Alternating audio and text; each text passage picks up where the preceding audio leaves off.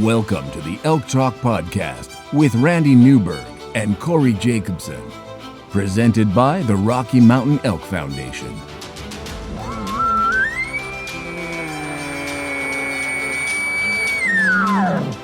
The goal is, what little you and I know about elk hunting, we share with people.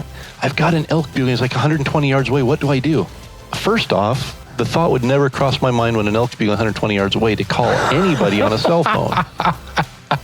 All elk? All the time? Only elk? Only elk. Well, it's us having conversations, so we usually go down some rabbit holes, but if you hunt with Corey Jacobson, you will find the landscape is full of rabbit holes. We're just going to make this up as we go. And you look at it like, oh, that's a target-rich environment. But if you're trying to single one out, a solo target there is much easier to go into than a big group. We record everything, so there's no BS and no lying, no faking it with us. Did we hit the record button? I forgot to hit the record button. If you want to know something about elk hunting, this probably isn't the podcast to listen to. Should we give them a list of all the other podcasts where they might learn something?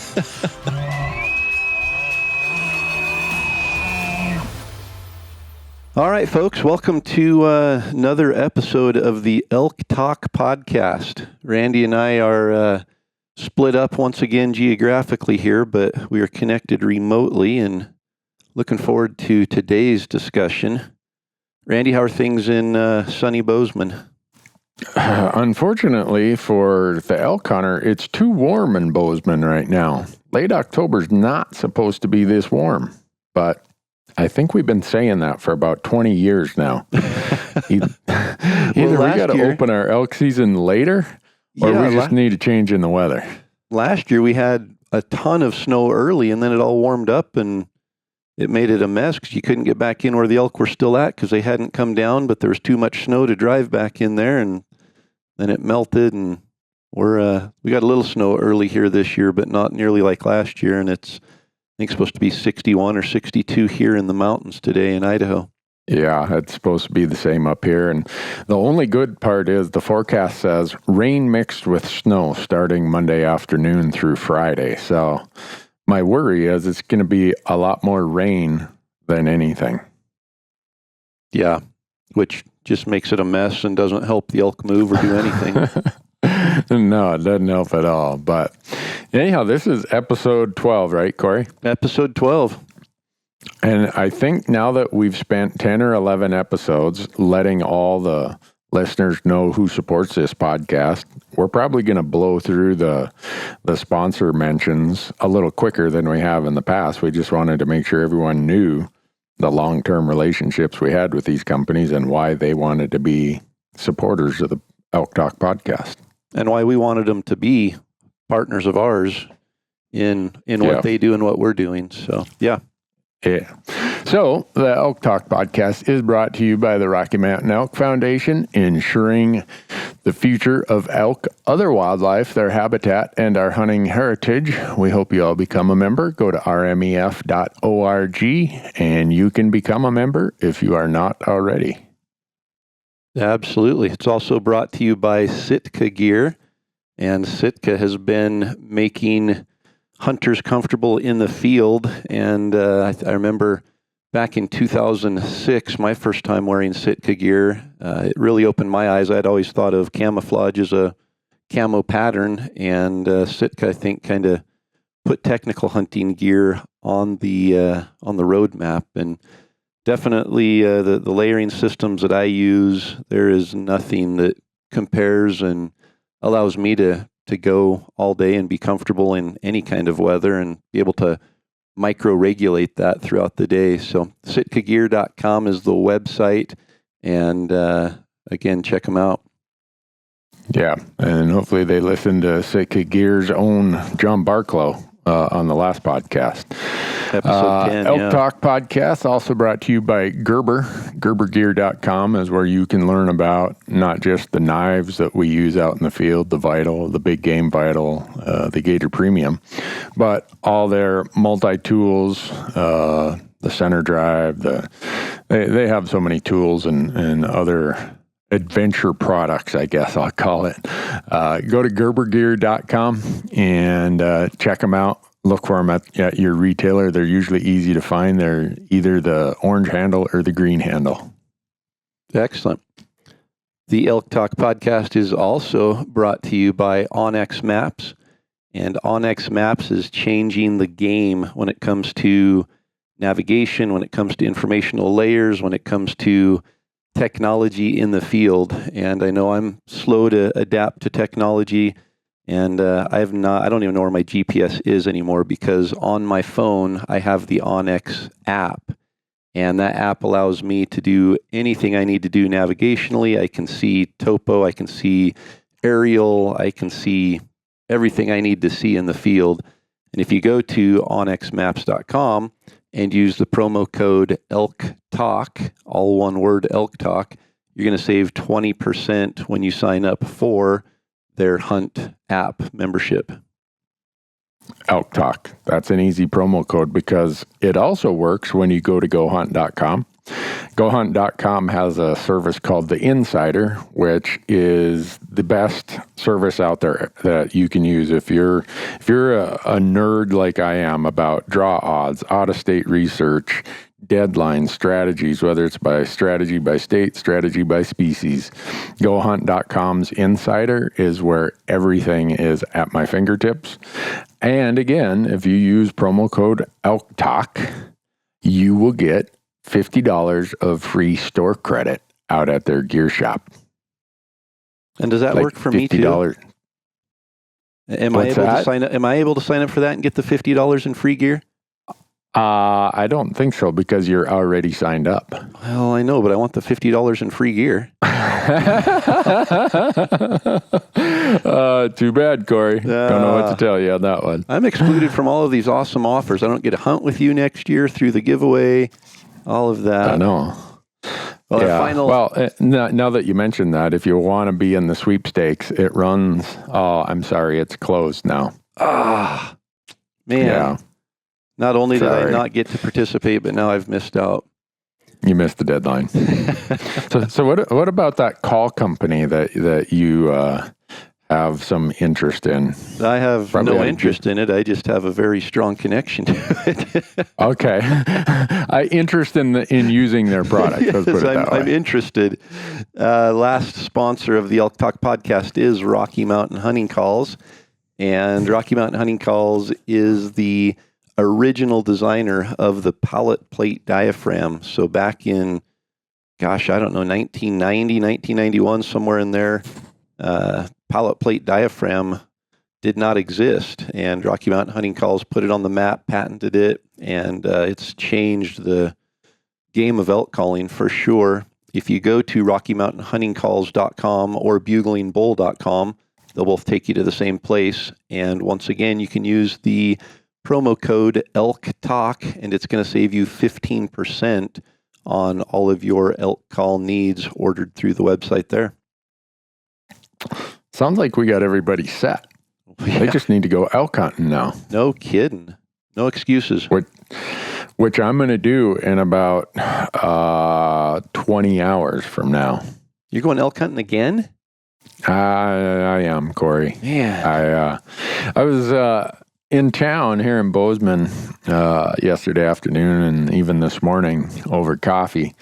And at this time of year, probably like in little places, little towns in Idaho, Montana, Wyoming, Colorado, probably all across the West, the talk is get your elk, or damn, that weather, man, I don't know if I'm going to get an elk this year. And so unfortunately, some of them rely on me for input. I'm like, well, this could be your problem. You're listening to me too much. But I asked them, I said, now that we're pretty much out of out of archery season and into rifle season, what kind of questions or challenges, whatever it is, what are the challenges that I could put in the form of a question that Corey and I could talk about today that you guys think might be helpful, with the disclaimer that we don't have all the answers. We just have what our hunting experiences have provided us as an answer. And they give me a whole list of them, and some of them apply to rifle, some apply to archery, some apply to both. And I think the first one that struck me, it applies to states that have a lot of over-the-counter or general units to pick from. And you living in Idaho, me in Montana, I think we could add Colorado, Wyoming, Oregon, maybe even some of the Utah general hunts to that list of states. But a bunch of them, or not a bunch of them, a few of these guys said, well, how do you pick a unit when you have all, say Montana, we've got most of the state open to general hunting. Same for residents of Wyoming. A lot of the western half is open. Same in Idaho. So I for archery, I don't know if you have a different strategy of how you say, I'm going to unit 22 or I'm going to unit 340 or whatever it is. For me, I rely heavily on, one, my personal experience, my network of friends when I go to other states. But I'd say my primary place of where I get that information of what general unit I'm going to hunt is either from the Go Hunt Insider. They have a ton of information about these over-the-counter and general tags, harvest stats, all kinds of stuff. And I also use the state game and fish websites. Some of them have really good information about the herd dynamics. Is it an increasing population, a decreasing population? What is the harvest success? What's the bull to cow ratio? What's the fawn to cow ratio, which gives you a feel of, is the herd stable, increasing, decreasing? How many hunter days per bull taken? Most of these states have really good information on their websites about that. Totally. And that's kind of the benefit of Go Hunt, is it puts it all in one place. And I was just going to say, right. Idaho has all of that information, and they have a lot of the harvest statistics in one place that's easy to find. They also have the herd demographics, the bull to cow ratios, the population objectives, all of that, but it's not as easy to find. You have to kind of search it out. So being able to go on Go Hunt, jump in there and see all that is handy. But I'm the exact same as you.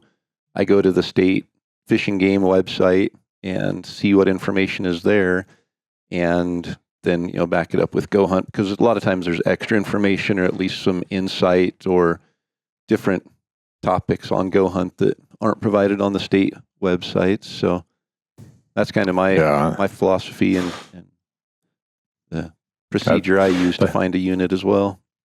Yeah, and so then the question is, okay, you picked your unit, Randy. How do you decide where in that unit are you going to focus? And I've always talked about those 5 periods of elk hunting: early season, pre-rut, peak rut, post-rut, and late season. So the very first thing I do is say, all right, what season is my tag for? And that'll determine what their needs are: food, water, breeding, sanctuary. And so once I determine what the need is based on the time of year I'm hunting, then I start saying, all right, where can I go that elk will be there satisfying the need they have at that time of year? And I'll add another part to it. And I answered it this way, and they kind of looked at me like, man, you're lazy. And I am. Maybe as I get older, I get lazier. I hope experience helps my laziness balance the scale. But I also look at which unit or which part of the unit fits the style of hunting that I like. Am I someone who likes to glass? Am I someone who likes to call? Am I someone who likes to just hike and walk and hunt dark timber? Whatever your preferred style is, I try to find areas in that unit or a unit in general that fits the kind of hunting I feel that I'm pretty good at. And I know some people are probably like, well, how do you know that's where the elk are going to be? Well, I don't know that for sure, but I'm going to go there and try to find out. And by having a place, and so in these post-rut and late seasons, I'm a glassing guy. I glass and glass and glass. I don't start hiking and just hike all day. So for me, I'm looking for places that have good glassing areas. I'm looking for places that have breaks to the canopy, so it's not just big carpets of dark timber or just nothing but sage. I'm looking for the kind of places that fit my hunting style. And I know maybe for archery, that's a completely different approach. But for rifle season, that's kind of how I pick my unit when there's a place where I have many unit options to choose from because of the over-the-counter general tag concept. For sure. No, I think when you put those filters on, your expectations or needs, it narrows down areas within the area pretty quickly, and you're left with, it's not like you're left with 100 options. It's, you can narrow it down pretty good, and then take it from there as far as how you want to scout it, whether you're e-scouting or going there in person. But archery, I think, is exactly the same, and I'm a calling guy, so for me, I'll go anywhere. I know a lot of hunters, though, that they like to glass and spot and stalk, and so that limits the areas they can hunt within a unit. They've got to find that open country. They've got vantage points, and changes the opportunities and the options a little bit there. But yeah, I think it's the exact same. What do you want? What are you looking for? Narrow it down based on that, and you'll have only a handful of options probably left to actually go and choose from. Yeah, well, not being nearly the experienced archery hunter that you are, for me, when I pick a unit and it's archery season, I'll admit to being a lot less, what would I say, fussy or picky about which part of the unit, because, and you know more about this than I ever will. I feel that in the rut, the elk are moving a lot more across the landscape. So I'm not, in rifle seasons, what I'm doing is I'm trying to eliminate as much of the unit as possible. So by the time I'm all done, my map only has a few spots left that could hold elk. Whereas in archery season, I don't know that I ever eliminate hardly anything off my map, because you just never know where they're going to show up when they're as transient as they are in archery season. But maybe that approach is why I don't shoot as many elk with my bow as you do. No, they're definitely transient. I think the other thing to keep in mind is just that if they aren't there one day, 2 days later during archery season, they might be there, because they do move a ton. Those bulls go from their staging area into, they're hanging out right by the cows. Then they actually establish the harems. Then they move with the cows sometimes for, the peak rut. And so they are moving. And sometimes it's, only a mile, half mile. Sometimes it's 10 or 12 miles. And so it really does change day to day. And, you can't really eliminate areas on the map. You can say, well, they weren't here today, but 3 days later you go back and it's a completely different landscape. So I suspect this next question is going to have maybe a different answer in archery season than it does in rifle season.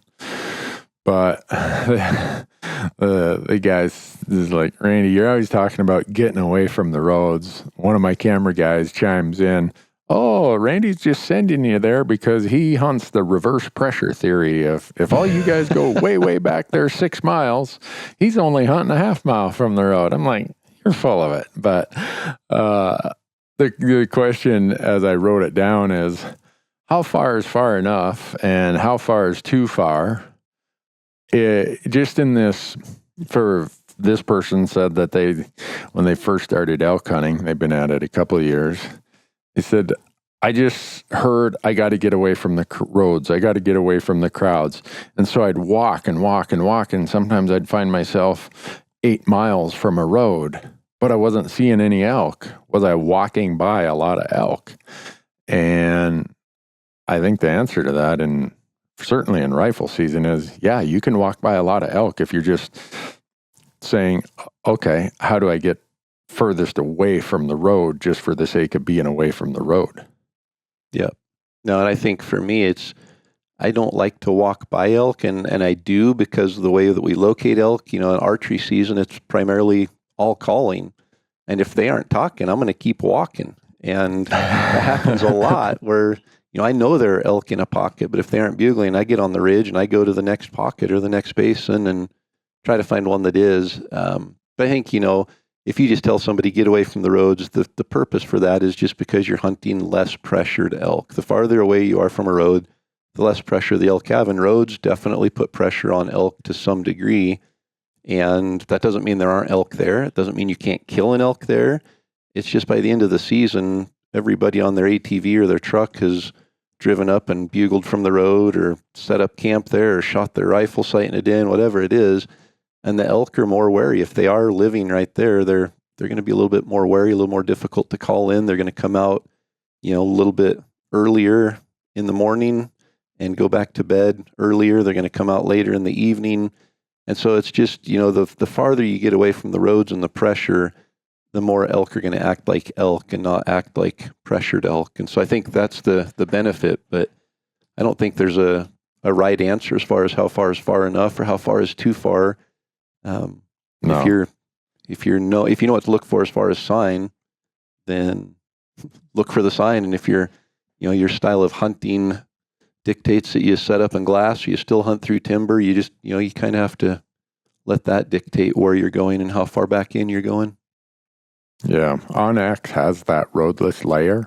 The Onyx app, if you just click on the roadless layer, the really white stuff will be completely roadless, and then the gradient gets more purple as you get and almost fades completely by the time you get close to highly roaded areas. But if given the choice of hunting some completely unroaded area that has almost nothing to offer the elk at the time of year, so let's say they're on a feed pattern and it's nothing but rock.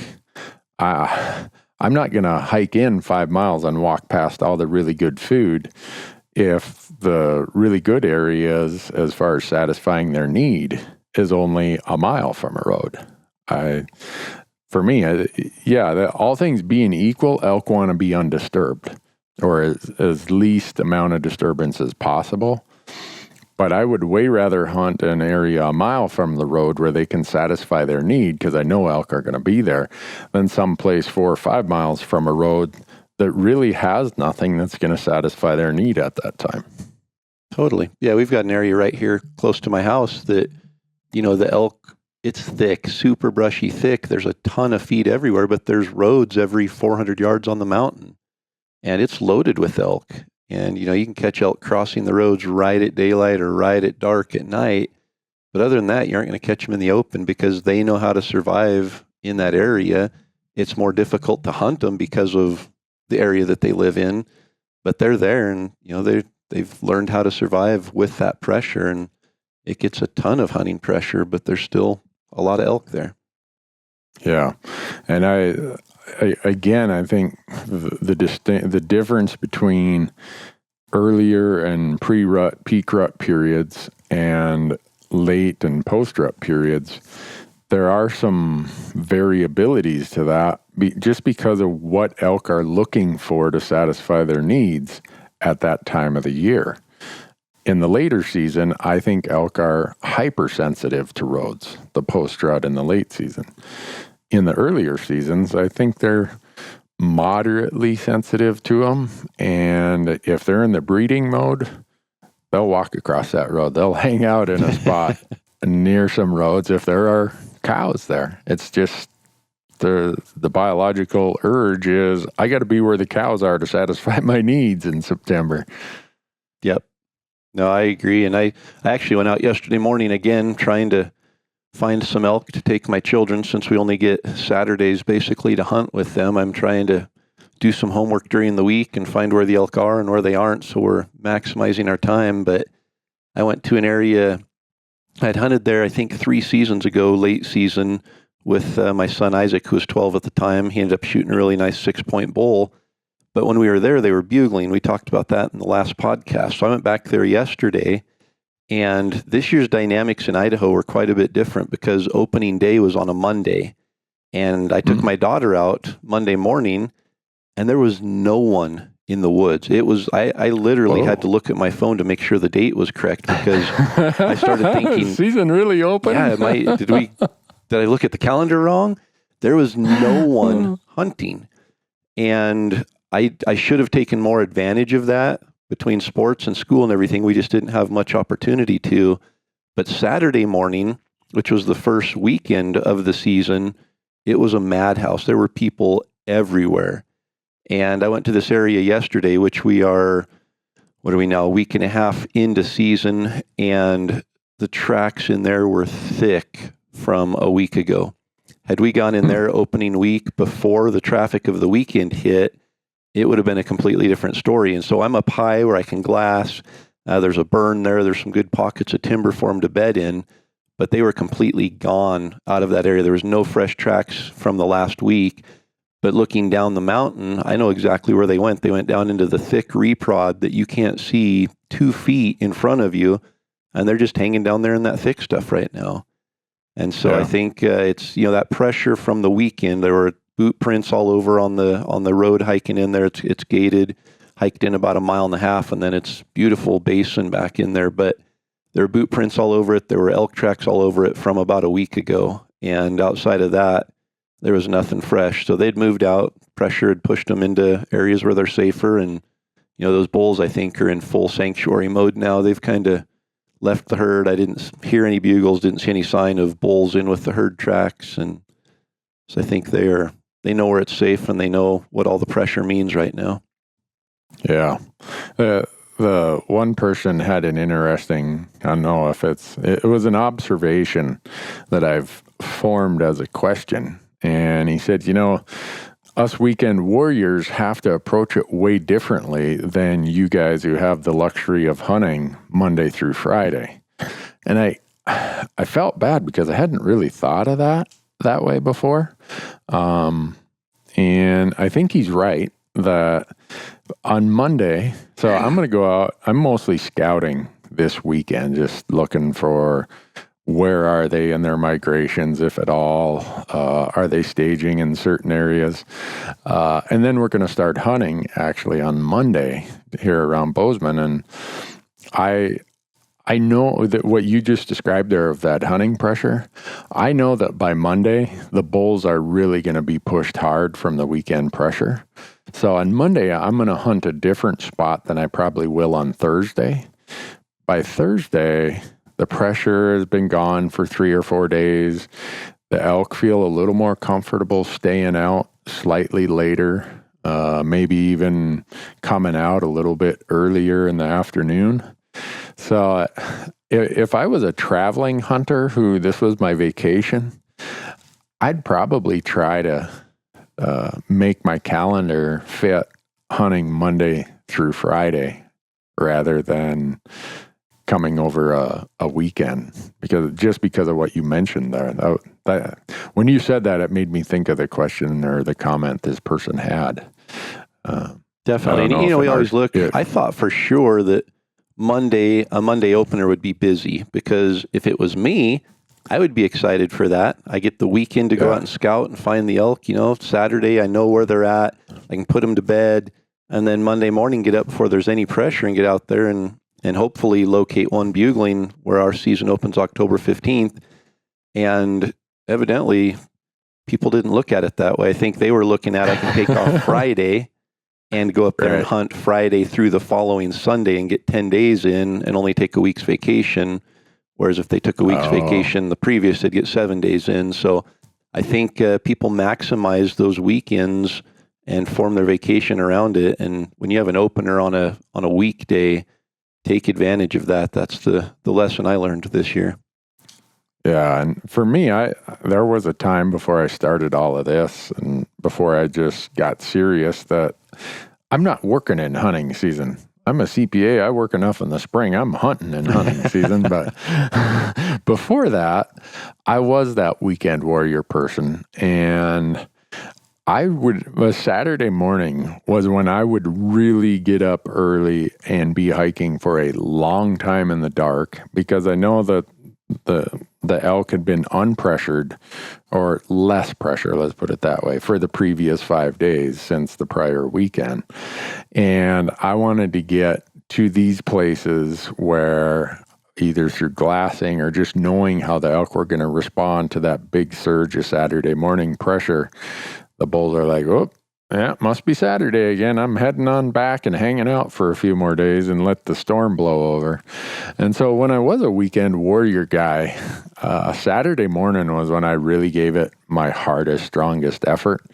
And I probably saw more elk then. Maybe it's just because of the effort I gave it, or maybe it was just that eventually I figured out how this hunting pressure affects elk and how I can put myself in a position to benefit from that other hunting pressure. Totally. Yeah, and being a weekend warrior is tough if you're wanting to be a successful elk hunter. When you only have 2 days to hunt back to back, you just getting into the elk, you're using those 2 days to find where the elk are, to look for sign, you're crossing areas off your map, and then you have to go back to work. And by the next Friday night, those elk could be long gone. They, regardless of whether it's archery, whether it's late season, whether it's post-rut, those elk are moving throughout that. You get a weather pattern through there.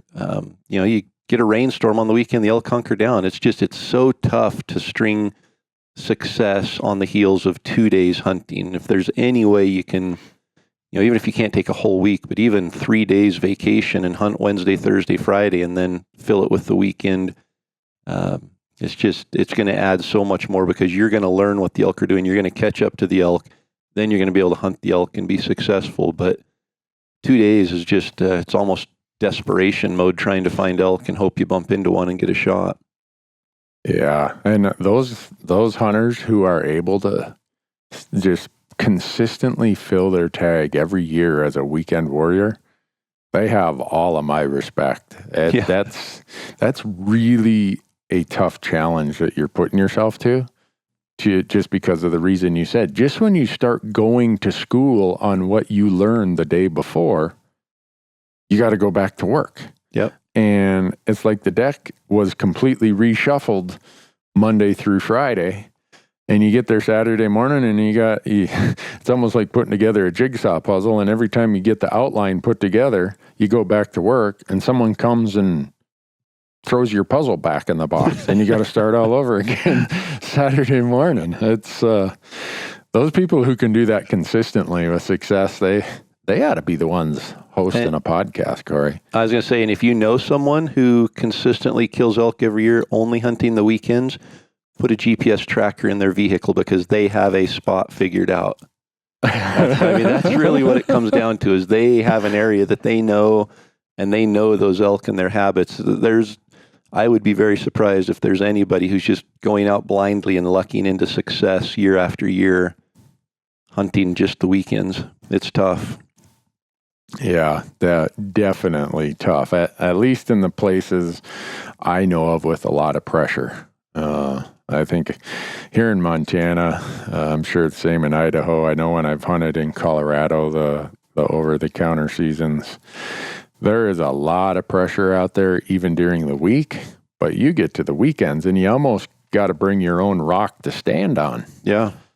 And guys who got that figured out, man, or gals, they've got me listening when they start talking. Well, just to give you an idea, Saturday and Sunday were the only weekend we've had so far in the Idaho rifle season. And the road that I hiked in, it's gated, and then you hike in about 1.5 miles. And I walked in on that road. I actually took my mountain bike, but there were probably 10 or 12 boot prints on the road in the mud and in the soft dirt. So it'd been just hammered with people walking in there. And there are 4 of these roads that kind of wrap around the mountain at different elevations.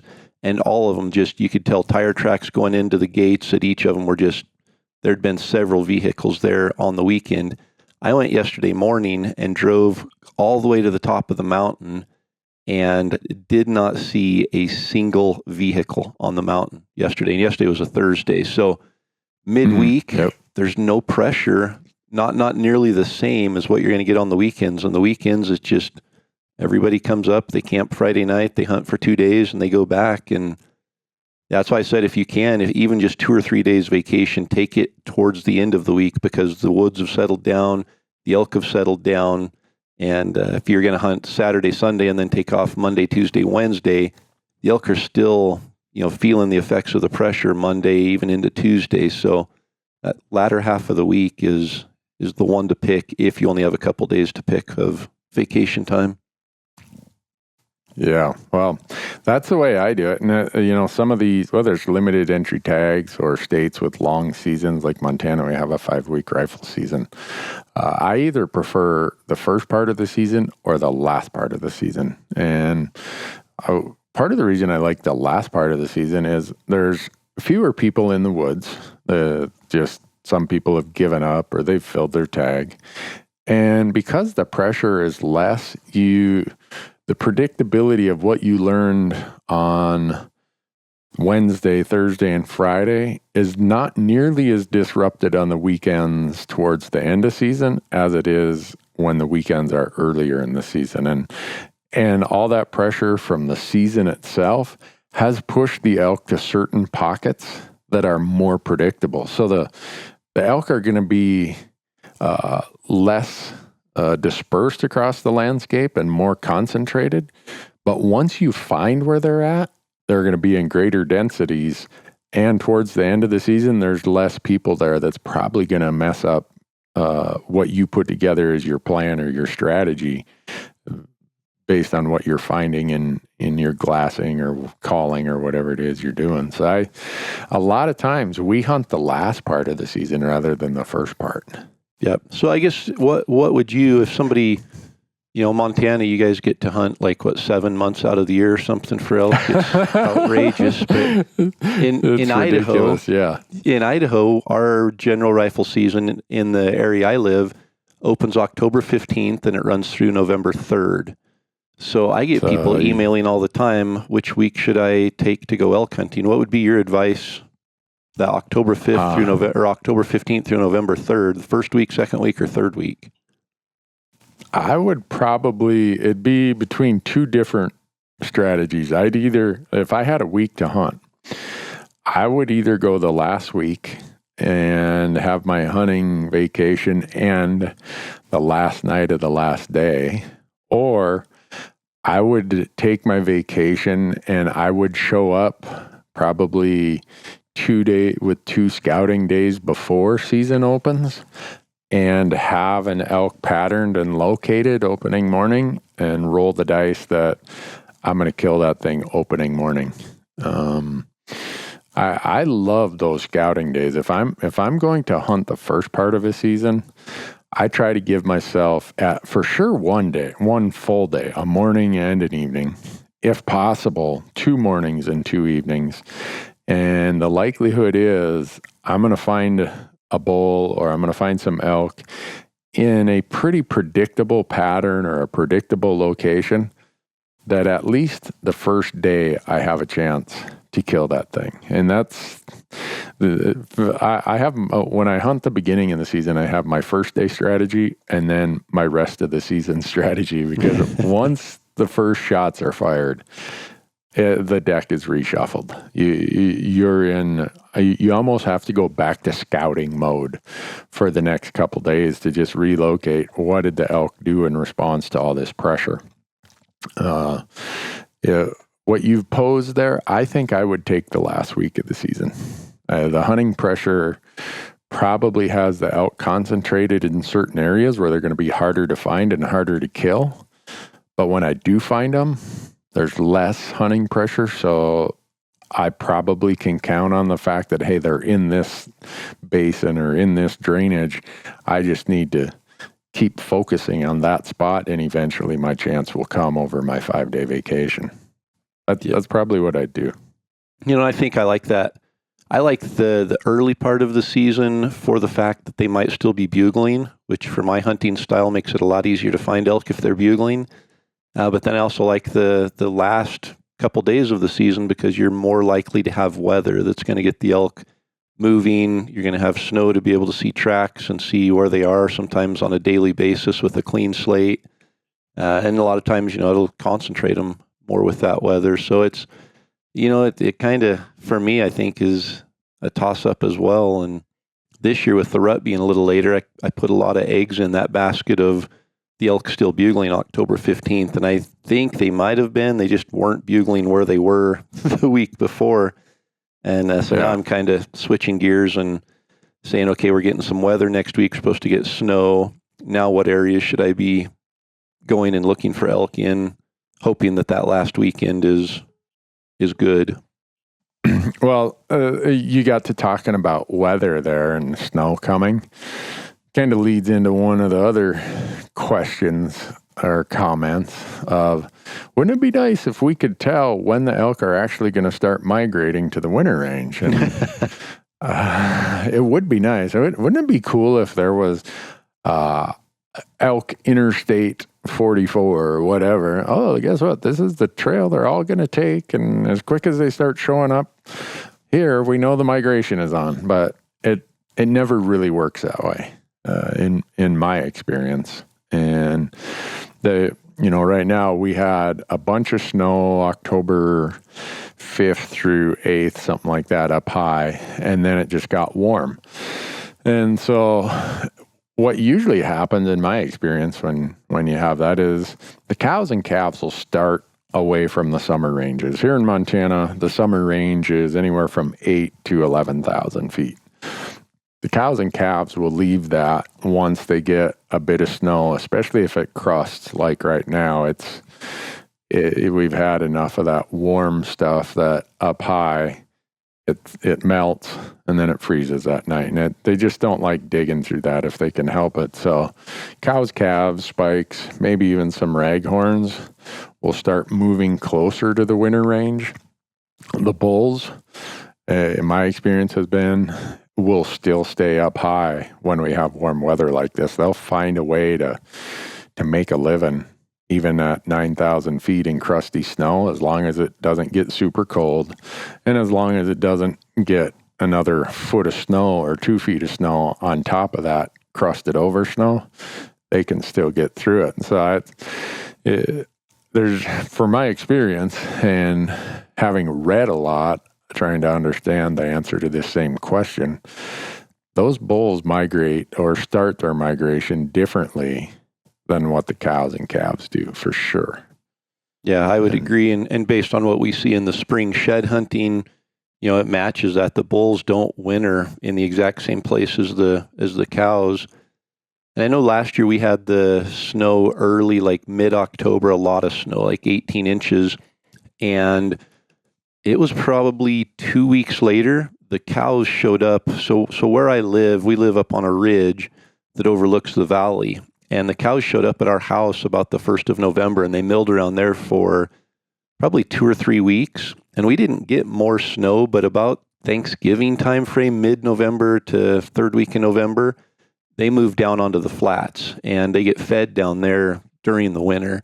And there was probably at our house 50 to 60 cows, and then they moved down and joined up with another group, and there was probably 110, 120 cows down there. Well, some of the raghorn bulls showed up at our house about that same time, that third week in November, and they stayed up on that ridge throughout the winter.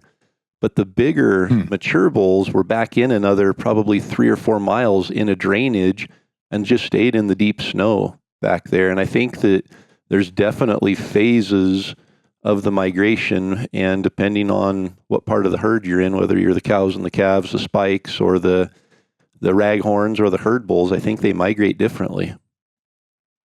That's exactly what has been my experience. And we get to hunt elk from usually I think it's the 4th Saturday in October till the Sunday after Thanksgiving here in Montana. So a lot of times, depending on what the weather conditions are, we're hunting during that period that you just mentioned, where some years when it's mild, the migration doesn't happen till Thanksgiving.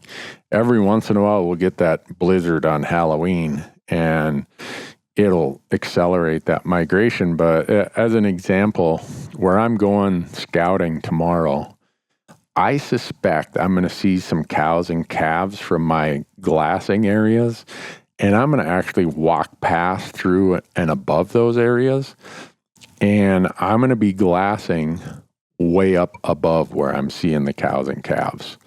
I know that with enough of that snow we had in early October, it might have moved the bulls slightly below the summer range. And so that's that transition band, because we have summer range, winter range, and then we have the transition area between winter range and summer range. where that transition area is near the high summer range, that's where I'm looking for bulls in this kind of weather. It's warm. Yeah, there's a little bit of snow. In the middle part of the transition range and lower is where I'm probably going to see cows this time of year. And it's, for me, and maybe it's just the places I've picked over time, but if I get, my base camp will be at about, 6,000, 6,500. We're hunting out a base camp next week. But I'm going to gain about 2,000 feet of elevation every morning. And then I'm going to be glassing from 8,000 to 8,500 is where my glassing locations will be. I'm going to be glassing up to 9,000 and 9,500, knowing that that is the start of the transition range. Anything above that is pure summer range. So I can almost use my Onyx to look at where are those bands of elevation that the bulls will start staging right now, knowing that in the next month they are going to get the snow and they are going to have to move. But until that happens, they start accumulating at the top end of the transition range, closer to the summer range, whereas the cows tend to accumulate, in my experience, in the lower half of the transition range, closer to the winter range. So that brings up another question for you. Do you feel that it's snow or extreme cold weather that gets the elk moving? A bit of both, but I would say they move due to cold. In Montana, we've had these November storms where it gets 25 below for 4 or 5 days. They have to get, even the bulls have to get where there is some decent food, even if there's not much snow. And that will get them on the move more than 6 inches of fresh, fluffy snow. Now you get, let's say, a foot of crusty snow, and they're already working pretty hard to get to their feed, and then you throw some 10 below zero weather. Now I'm hunting bulls closer, now I'm hunting them in that transition range that's closer to their winter range rather than the upper part of their transition range. So yeah. I think cold pushes them more than snow. And when we say snow, I'm talking about fresh, fluffy stuff. If it's 2 feet of wind-swept, hard pack, iced over snow, yeah, they gotta move because they just can't get through that. But I love those cold mornings. My favorite morning is after we've had 18 inches of fresh snow. It clears off after the storm leaves and the temperature drops to 10 below zero. I'm going to make up a really good excuse as to why I'm canceling my appointments that morning and I'm going elk hunting. See, and you just described the very reason why I archery hunt. So I don't have to deal with 10 below and 18 inches of snow. And I'm totally okay with hiking around in those conditions, but man, I do not want to have to take care of an elk in 18 inches of snow when it's 10 below and quarter that thing up. Yeah. My fingers are already starting to ache just thinking about that. That might be my Scandinavian heritage where I accept that as part of daily life, that it's going to be cold and miserable. But one thing I do, and we'll be doing this, if it does start snowing and we get a pretty tough wind that really chills it down, I'll get to my glassing knobs and I'll build a little fire. Yeah. And the reason being is usually if it's too miserable for me without a fire, that's the time the elk and the bulls are up on their feet. And maybe they're feeding, maybe they are moving, maybe they're coming into a different staging area and they're just going to wait it out. Well, I don't want to be back at camp around a wood stove at that time. I want to be right there glassing. And if that means I got to build a little fire, I build a little fire. And a lot of times when we shoot one, like you mentioned, especially in the dark, your fingers are freezing, it's cold. Right next to where the bull dies, if we can, we'll build a little fire there and we'll work on him, go warm our hands up, work on him, warm our hands up. It's amazing what a fire does to both your body, keeping it warm, and to your mind of letting things just not get discouraged, I guess. For me anyhow, a fire keeps my mind occupied and keeps me away from thinking about how miserable I might be. Yeah. And I honestly, I don't wait till it's 10 below to build a fire. If it gets down to about 40, I'm building a fire, huddling around it. No, we do the same if we have a good glassing point. And a lot of times we'll be tucked back into the timber 20 yards or so, and we can glass out some openings, or we can walk out 20 yards onto an overlook and glass. And so we'll build a fire back in the timber and go back and forth and glass for 30 or 40 minutes and go back and sit by the fire for a bit. You know, I do enjoy those because it's more of an all day. You can sit, you can whisper comfortably. You can, you know, when you're hunting with somebody you enjoy being around, you can have a conversation. Whereas in September or something, it's run and gun all day. We don't have time to stop and share stories or reminisce. And, you know, you get into October rifle season, and a lot of times it's just, you know, still hunting, not as much glassing maybe, and covering more country. So late season hunts are definitely a fun hunt in a different way. Yeah, when you talk about right on the edge of the timber, that is a perfect example of how we usually do it. Is a lot of times the spines of these ridges, the south face is clear and the north face is dark timber. We get right up on the top of the ridge, maybe, like you said, a few yards into the darker timber, start our fire, and you can usually glass some from the fire, but then you walk 100, 200 yards down the ridge or around the corner or whatever and give yourself a different angle. And you just move around and try to glass different spots from different angles. And it's amazing how many times you say, I just looked at that spot 12 times today, and now there's a bull standing up there. How did I not see him? And you just put in your time, and you happen to be there when he stood up to move, or stood up to get a little bite to eat, or stood up to pee, or whatever. And that's your chance to put a stock on him. Definitely. That brings back a lot of memories of when I was growing up. We did a lot of rifle hunting, you know, October, early November, and it always seemed like it rained. It was miserable. We'd come back to the wall tent, you know, soaking wet, and build a fire and dry out overnight and go do it again the next day. And it seems like anymore we have a lot more favorable weather for the elk season until that last week, which was always my favorite time, you know, when you got a little bit of snow, and I always felt like I was at least on a fresh track and hunting instead of just going out and glassing and not seeing anything. So I'm excited for this next week or two here. It's hopefully the weather changes it and it gets the elk moving and a little more visible.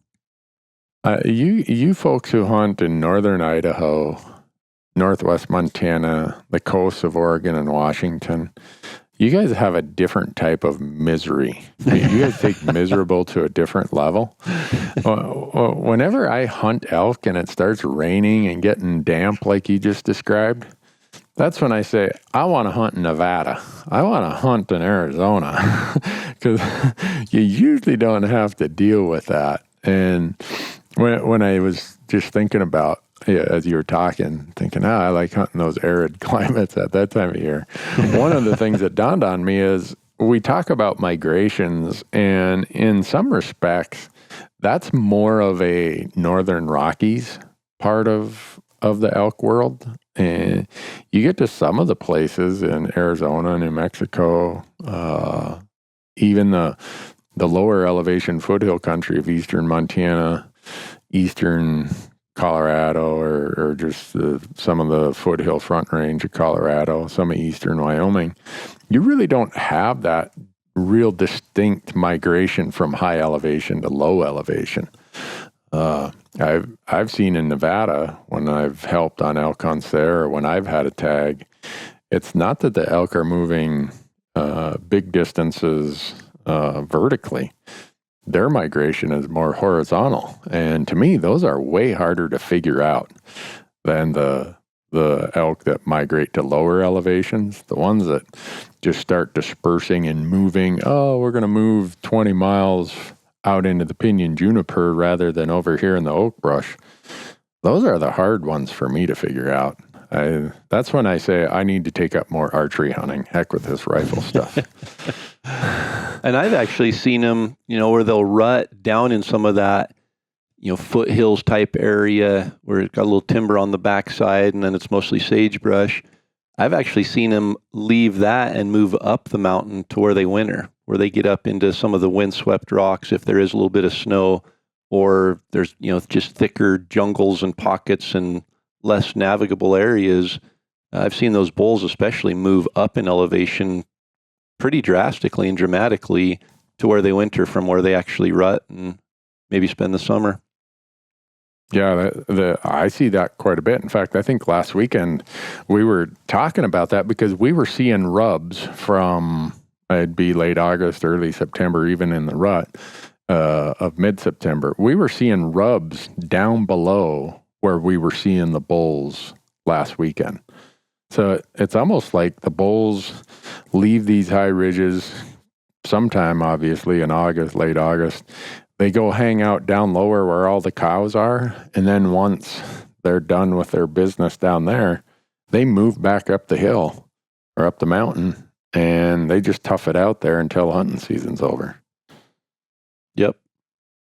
Yeah, elk are interesting. My experience has been more with mule deer migration, and I'm not a mule deer guy by any means, but one of the hunts that we have here in Idaho is a late season archery mule deer hunt, and it's really predicated on the migration. So if we get an early snow, it just makes that late archery hunt incredible because all the deer are down on the winter range.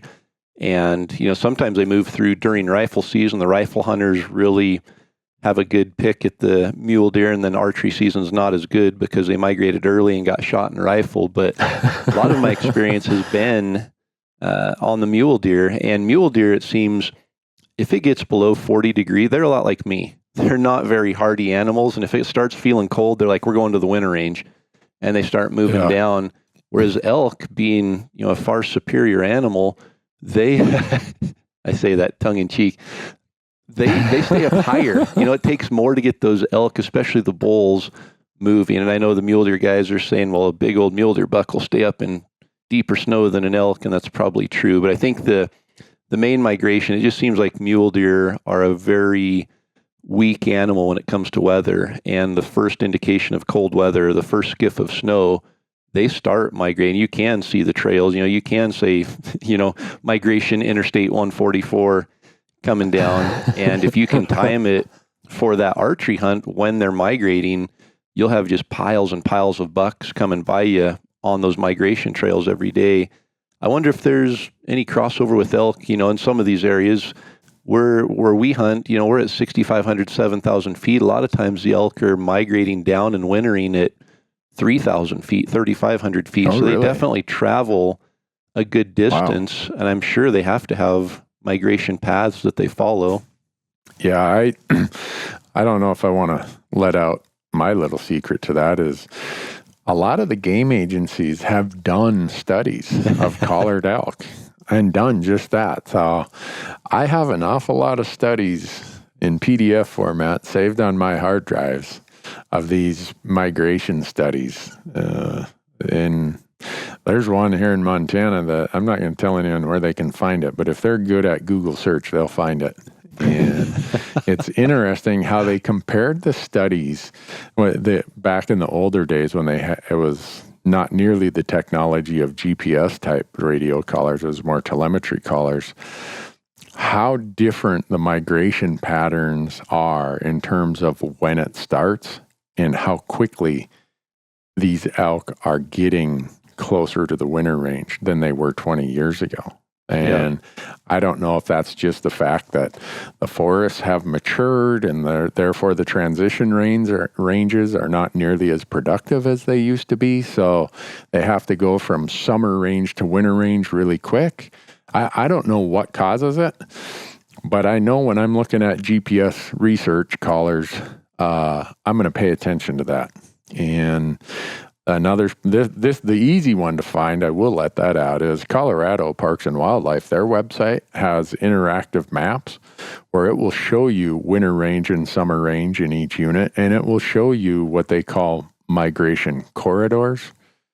Now, whether or not those are true migration corridors, like Interstate 144, I don't know. But as a general rule, if they're using these two drainages, you can bet that they're going to be in there somewhere. It's not like they have just one trail that they come through.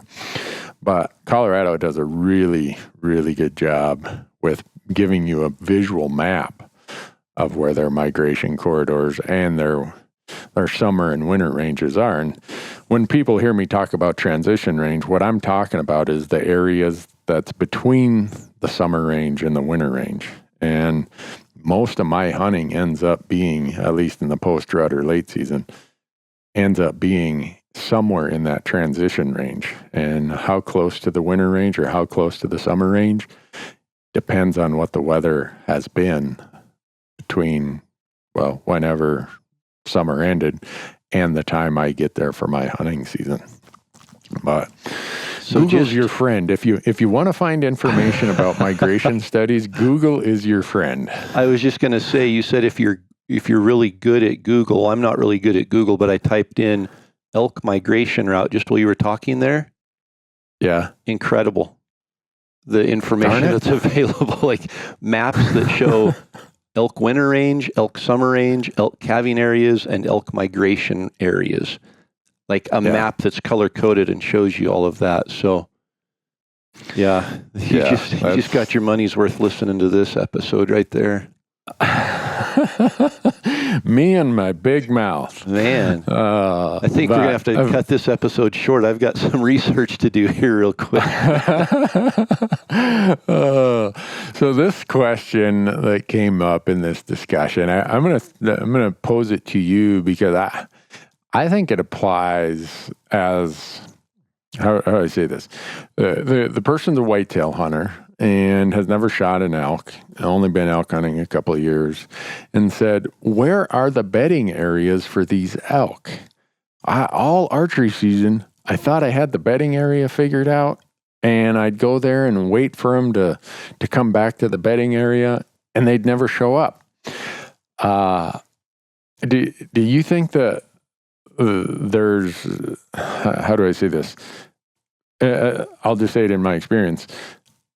Elk are so transient that they don't have a predictable bedding area like a whitetail does. They just bed wherever they find themselves tired that day. Has that been your experience, or is that a good way to illustrate maybe the flaw in that person's approach? You know, I guess there's a couple ways of looking at it. Whitetail, and I'm not a whitetail expert, and we're in the West, so we aren't even Eastern whitetail. I'm not even an expert in Western whitetail, but from my experience in talking to the guys who are, there's not a migration in whitetail. They live in the same little corridor. They bed in the same place. They might have a backup bed. They've got their escape routes. They've got their feed areas. They're just very patternable, and their home is a much smaller area. Whereas elk, we're talking 20-mile range sometimes, or even more, from winter ground to summer ground, and they're stopping everywhere in between.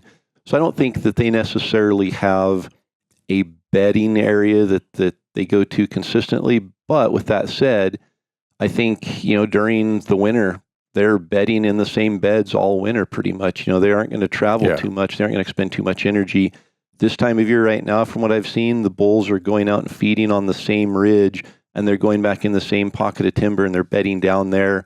And I think they do have, that tree that they want to lay under. And if you find those areas, it'll look like cattle's been in there. And, they do have actual beds made up there that they live in. With that being said, they move a lot. And sometimes they won't come back to those areas if they get bumped out of them, to that bed. But with that being said, I've also had the experience as with someone that shot an elk with a bow and unfortunately didn't recover it. It lived. We know that. But I put a trail camera up. It was this season. Put a trail camera up on the bed. So the elk was shot. It ran 400 yards into the north face, into the thick stuff, and bedded down there. And about 3 hours later, it bugled from its bed. So we slipped up there and could see, followed a little bit of blood up to there, and it bedded down and quit bleeding at that point. So I put a trail camera up on that bed where it went and bedded down after it was shot. And 7 days later, that same bull showed up back in that same bed and stayed there for over a week. So I think, I think they just have different areas. They're on circuits, are continually moving, but they'll come back to the same areas and they bed where they're safe. And I think they know those safe areas and they'll go back to them. But as far as finding them day by day, every day in the same area, I haven't seen that really at all. Yeah, especially in archery season, it just seems, in my experience, they just say, well, I'm going to take a little nap today. And they look for maybe the same kind of places that give them the advantage of wind or noise for approaching danger, shade, whatever. But to say, I'm going to hang a tree stand here in archery season because I saw some elk were bedded here. It's not like they're going to come in and out of that bed every morning and every evening like you might be able to pattern a whitetail. And I think you nailed something that's so important right there. Where they bed there because they're protected. And elk rely on their noses just like a whitetail does. I think in the mountains, though, the thermals and the winds are so unpredictable that they can't stay in the same bed every day because with different thermals and different winds, they aren't going to be protected in the same way. So they have, maybe 6 or 8 different places that they go to bed based on what the wind's doing, based on the conditions, whether it's storming, whether the thermals change early. They have all these different factors that they have to have met in order to stay alive. And so they aren't going to go bed in their bed just because that's their bed if the thermals are wrong and they aren't going to be protected from danger. Yeah. Well, those were kind of the chicken scratch notes that I put down based on conversations since we last jumped on the headsets here. And it's always good to get just these frank, blunt questions from people. And like I told them, I don't have all the answers. In fact, I have so few answers, I almost shouldn't be saying anything.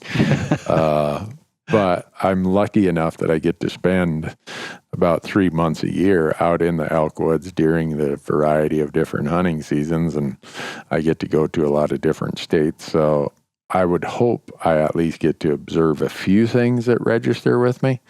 And the advice I give people, I usually tell them it's worth about what you paid for it. Well, the other good thing is we may not have very many answers, but I think we're creative enough that we can make up answers that sound believable. Which, if you've made it to this point in the podcast, you've been with us for over an hour. So if you've believed anything at all that I've said, then my point's proven. Because I really don't know anything about late season hunting. Well, I guess in Montana that we're lucky that we have 6 weeks of archery and 5 weeks of rifle.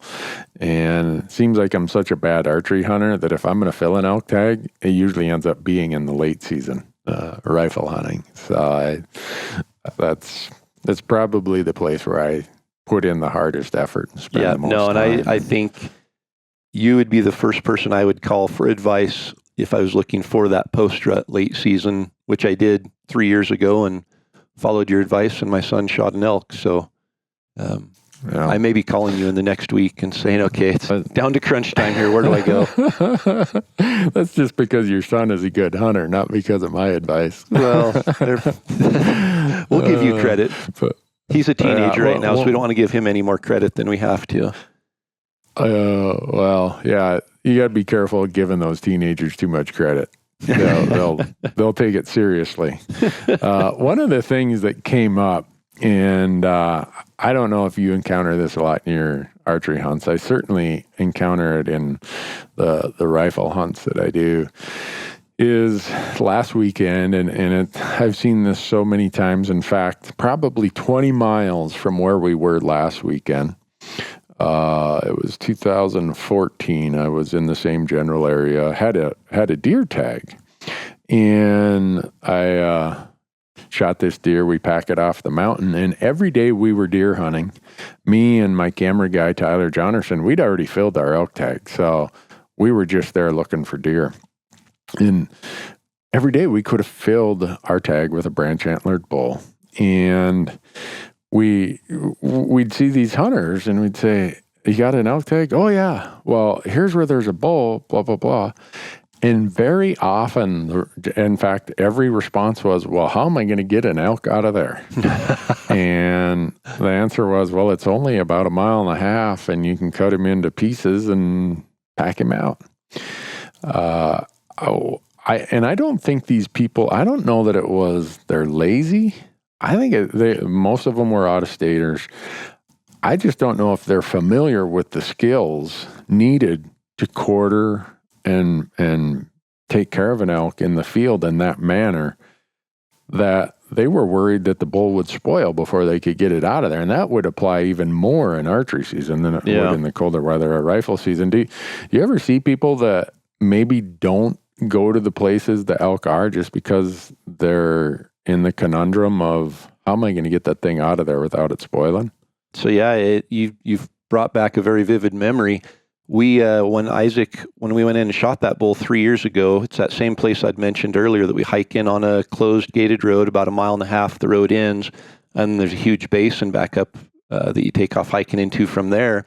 We actually rode mountain bikes back in there. And as we were pedaling the bike almost to the end of the road, we look up and there's 2 guys walking in front of us. So we got off the bikes and just parked the bikes there and kind of let the guys go up and glass on the point and just stood back to see what they were going to do. And we could tell they weren't going any farther. And so we went walking up behind them there and just said, hey, what's your guys' plans? And the guy said, well, I actually have a cow tag and I'm trying to find a cow. And so as we're standing there talking, I see movement out of the corner of my eye and I look down through the road ends and there's an open basin across there. And maybe 500 yards from us, there's 2 cows walking along the edge of the timber in the open. And I said, well, there's actually a cow right there. And he pulled up his binoculars and looked at it and said, yeah, I don't know if I can get one out of there, though. We're on a road. It's gated, but it's flat. It's a flat road. Right. And we're 500 yards from it. He's got a cow tag. There's a cow there. You could easily get down to within 200 yards of it and get the shot. And he said, yeah, I don't know if I can get one out of there. So, yeah, I think they're definitely, and he was from Idaho. They want to shoot him within 200 yards on the uphill side of the road and slide him down to the truck and cut him in half and throw him in the truck, I guess. But I do think it prevents a lot of people from going, especially this time of year, the places they need to go to find elk. Yeah. And I don't know how many times I've encountered people and I've shown them elk and they haven't went after them. And I often wonder, is it, well, I know I'll find an easier one. And so that's kind of their motivation for not going. Is that the right way to say it? Their disincentive for not going? Or is it just they're worried about, I don't know how to do this. I'm too proud to ask somebody. And just as a person who they have an ethic for the proper care of the meat, do they say, as much as I want to shoot an elk, that doesn't override my concern for what happens to the meat, therefore I'm not going to go after it. I don't know where the percentage of respondents would fall across that spectrum, but it gets me to the point of when we had Dirk on podcast number 7, one of his top 5 mistakes was not having your equipment dialed in and knowing exactly how it works. And almost a variation to that is not knowing how to handle whatever situation you find yourself in when you could have that opportunity to kill an elk. Yeah. In other words, have the knowledge and information available in your head or on your phone. You and I both do these gutless videos, and they're downloadable. The number of people who said, I've downloaded your gutless video and we were standing right there replaying it on my phone. Yeah, gotta take this piece off first, and that's how you do it. And I tell people, even if you don't live in elk country, practice it on a whitetail at home, so that when you get that elk on the side of a hill in September in Idaho and it's 75 degrees, you know what to do because you've done it with a whitetail or with whatever near home. It's just a matter of scale then. You have the knowledge of how to do the cuts, the process. You just need to be ready for bigger pieces. Totally. Do that stuff at home. So when your opportunity comes in the mountains, you don't walk away from it because you're worried, how am I going to take care of that elk? Yeah. How am I going to keep it? And it's, people always say, well, if you drop down in there, you're going to have to, eat the elk there because there's no way you can pack it out. And, it's going to spoil before you get it out. I'm confident enough that honestly, in just about any weather condition, now if I'm in Arizona and it's 98 degrees and I don't have any shade to put meat in, I'm probably going to lose some meat. But just about every situation I've ever encountered during the month of September, I'm confident that I can take care of the meat in a way that I'm not going to lose any. And, I think that there's a lot of, it's not just a matter of cutting the elk up and gutting it and letting it open up, prop it open with a stick overnight type of a thing. There's a lot to be considered. But I think it really just comes down to that confidence in knowing that you're going to be okay, that you're going to be able to either take care of it and know what to do to pack it out. I still see guys, elk hanging at the butcher when we drop our elk off, that they still cut the elk into quarters. They don't quarter the elk, they cut the elk into quarters. So they carry a bone saw and they cut down the center of the spine full length, and then they cut the rib cage in half, and they take the front quarter of the elk with half the neck, half the, the one front leg, half the ribs, half of the back strap, everything on there, and pack it out. Or, I don't know how far they're packing it, but when you know how to properly dismantle an elk carcass and truly quarter it, it's manageable. Yeah. And actually, this is a good lead-in into the Sitka question of the week. Yeah. So I've got a question here from James Popejoy, and he said, my friends and I are planning an elk hunt in Wyoming. We're having a debate on whether we should bone out the meat before hiking out or if we should leave it on the bone. What are your thoughts? That's a good question. Do you typically bone out the meat or leave it on the bone? I would say it depends. I try to... It depends on temperature, because here's what happens a lot of times with us is we will be in there and we'll shoot an elk and we'll quarter it. We'll get the hide off. We'll put it in our game bags and let it cool. And the first trip out, we'll carry all the trim, all the backstrap, the tenderloins, the heart, the pieces that aren't on a bone. So what usually is left to hang overnight and cool, or hang the rest of the day and cool, is the meat that's on the bone. I find that it cools better if it stays on the bone. If it ends up being a big mass of meat, it does not cool that well. Just like a whole hindquarter that's stacked in a game bag. So I will usually let the meat hang for either the rest of the day or even overnight. And then when I come back, if it's not that far, I leave the bone in. But if it's a 4 or 5 mile hike out of there, I'm boning out for sure. So I like to get home, let it cool even longer, and I've just found that it's easier to keep it clean and manageable to the degree possible if I can get it out with bone in. But I'm not hauling all that extra weight of bones as just, something I feel like I need the exercise, so I'm going to leave the bone in. So it depends, but if it's more than 1.5 miles, 2 miles, I'm boning out for sure. Very cool. I'm just opening up the University of Elk Hunting online course. I wanted to see, we measured the full elk carcass, we weighed different parts. Just wanted to see what the average weight, because I didn't want to misstate it, the average weight of each quarter was, because we weighed front shoulders, hindquarters. This is truly quartered, not the quarter of the elk, but actually the front shoulder taken off of the elk. And now I'm having more troubles finding it than I should, but I want to say it was 8 pounds for a front. If you take the shoulder and the leg bone out of the front, it'll save you about 8 pounds.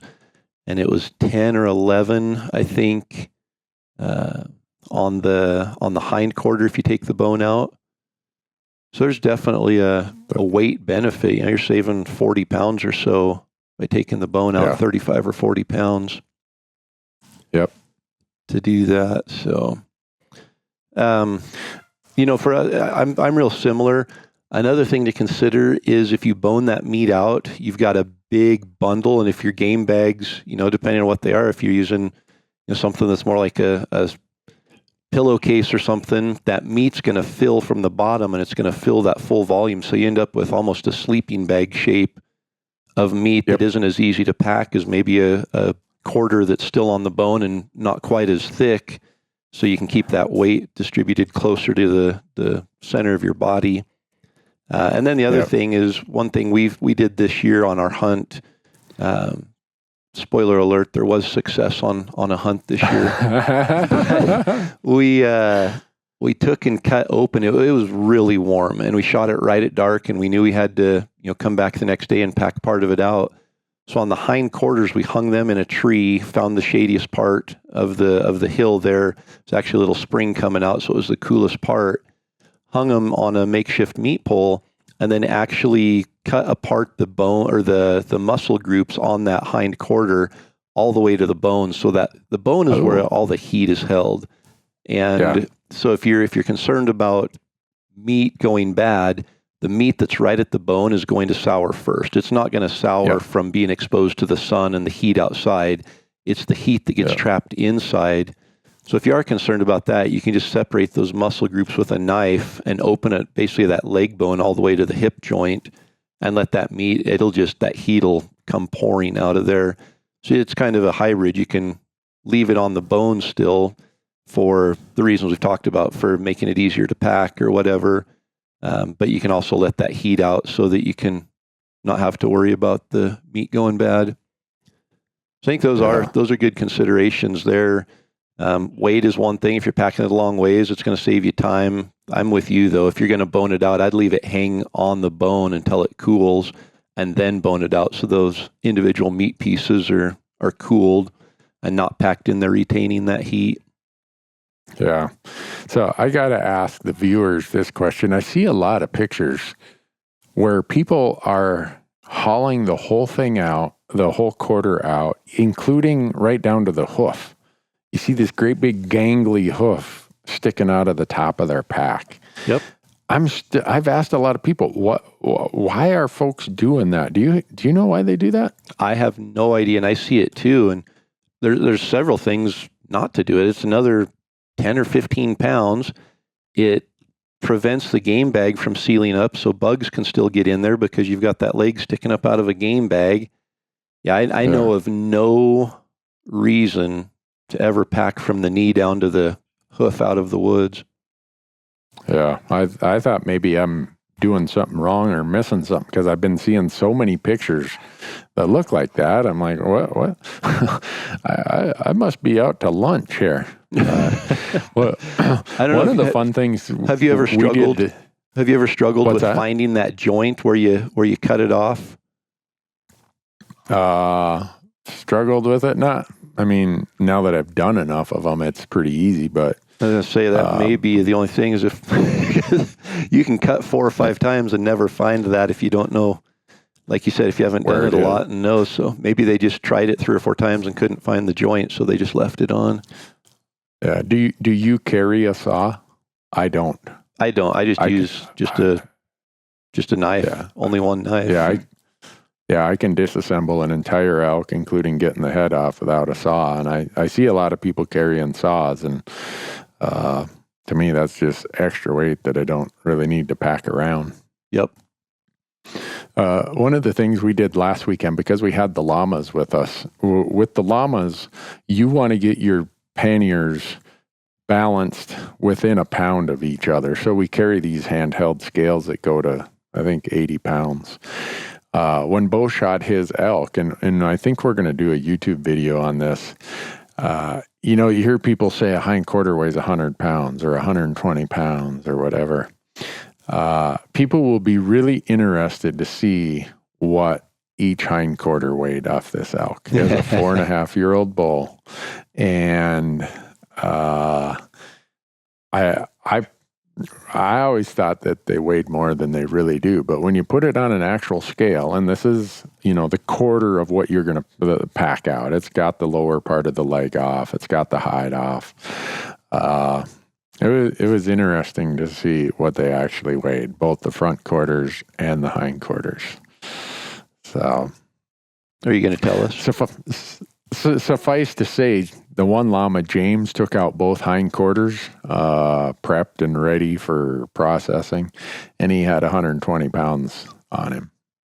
So 4.5-year-old elk, was that like a 5x5? It was 7 on one side and 6 on the other. 5 on the other because it had a broken brow tine. So mature elk, though. Yeah, definitely a mature elk. That hind quarter, once we got the hide and the lower part of the leg off, and it was still bone in, each of them were 59 pounds. On the hind, what were the fronts? The fronts were, oh gosh, I should know that, in the 40s something.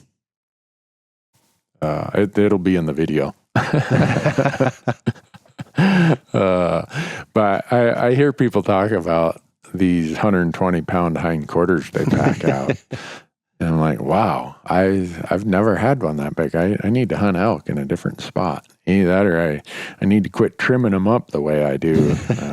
It was just interesting. And since we had the scales right there, Marcus, the camera guy, came up with the idea. Him and Bo said, let's see what these things actually weigh and do a video on it. So hopefully get that out there pretty soon to show people. Here's what you can expect as far as true weights when you're doing this. So here from the University of Elk Hunting, from the section we did on the elk anatomy and carcass and everything, the average weights, and this was out of, I think there were 116 elk that the butcher had taken in, and we excluded like calves, but cows, bulls, all of that was in there. The average weight of the bulls, so this is spikes through mature bulls, front quarter with the bone in was 36 pounds. Hind quarter with the bone in was 66 pounds.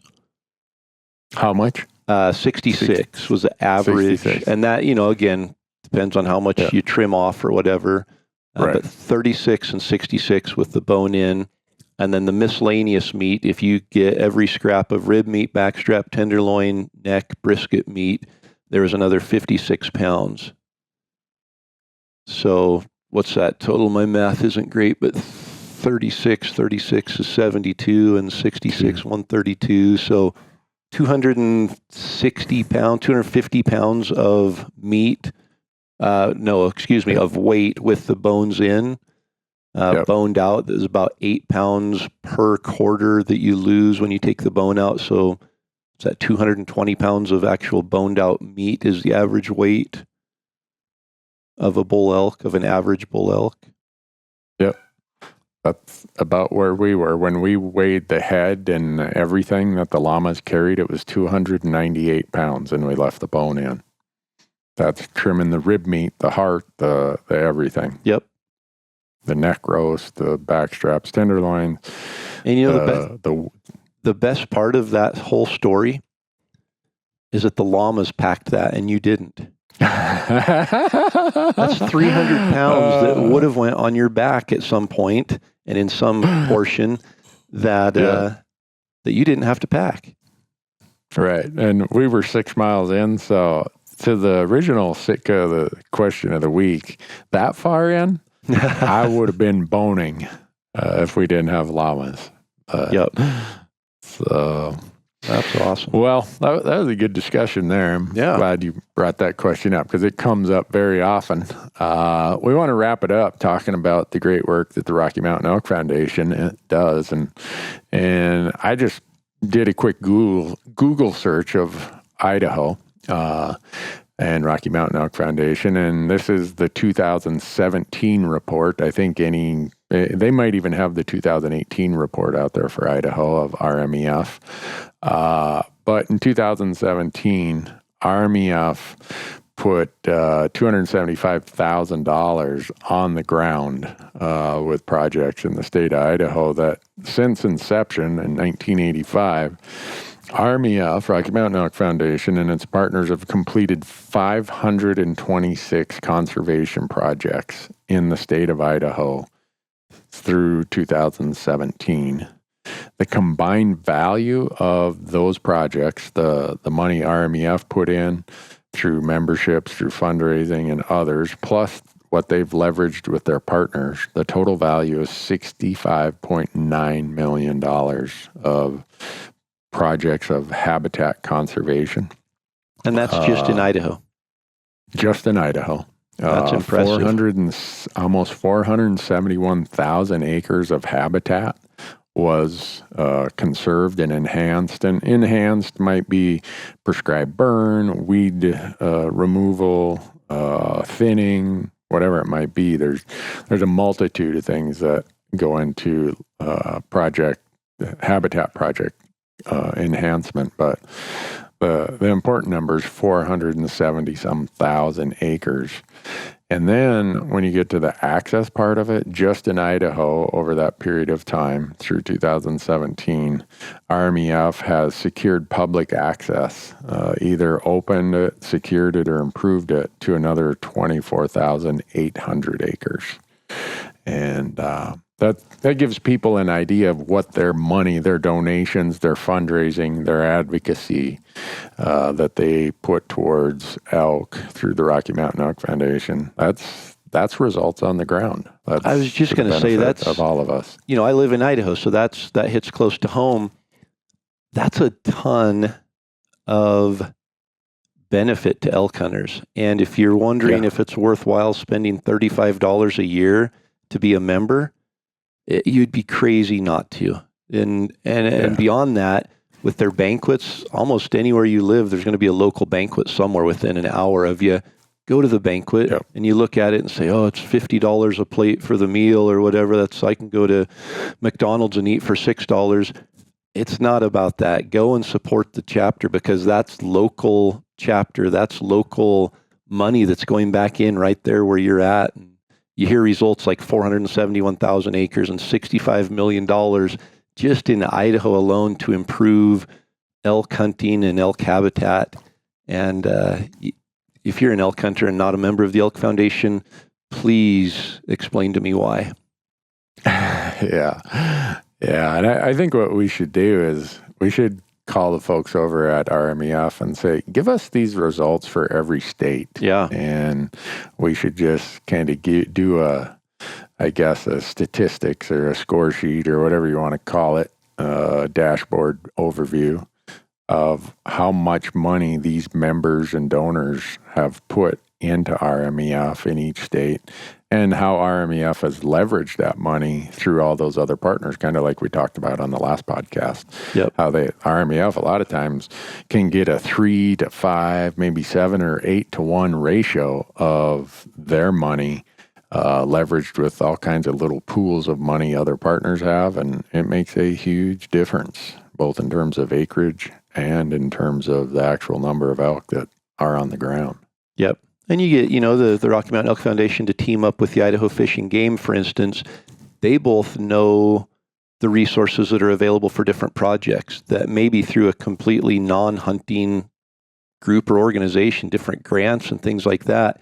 So they team up, they reach out to these resources and partner with them. And pretty soon, like you said, they're putting $10,000 in, but they're collecting $100,000 through these other avenues to be able to put into that project. And so your $35 membership might actually leverage another $350 outside of that pool to put back on the ground. So it's just, there's, like I said, I can't think of a reason not to be a member of the Rocky Mountain Elk Foundation. No, me either. Been a member since 1989. So I'm getting close to my 30th anniversary. It was the same year I got married. So, wow. Makes it easy to remember your anniversary then, right? Yeah. But, well, Corey, I really appreciate the chance to get together and talk elk hunting again. But I got to go pack. I got to get my stuff ready so I can scout for a couple days before the Gerber folks get to town, and then spend 5 days up in the high country of Montana praying for snow and hoping an elk wants to be a video star. Man, I'd tell you I wasn't jealous, but I'd be lying. That sounds fun. Good luck on that hunt. And I'm excited to hear back, because hopefully we do get some weather, and then we can further this discussion about late season elk hunting. And hopefully by then I've found an elk myself and able to get one of my kiddos out and put some meat in the freezer. Well, I hope you do that. I hope the kids fill your freezer plumb full of elk meat. And until the next time, folks, thanks for listening. If you want real answers, call Corey. If you want a line of BS, call me. Actually, you just tell them to call me because you're going to be out elk hunting still. That's right. Awesome. Thanks, everybody, for listening. Thanks, Randy. Yeah, thank you, Corey. Take care.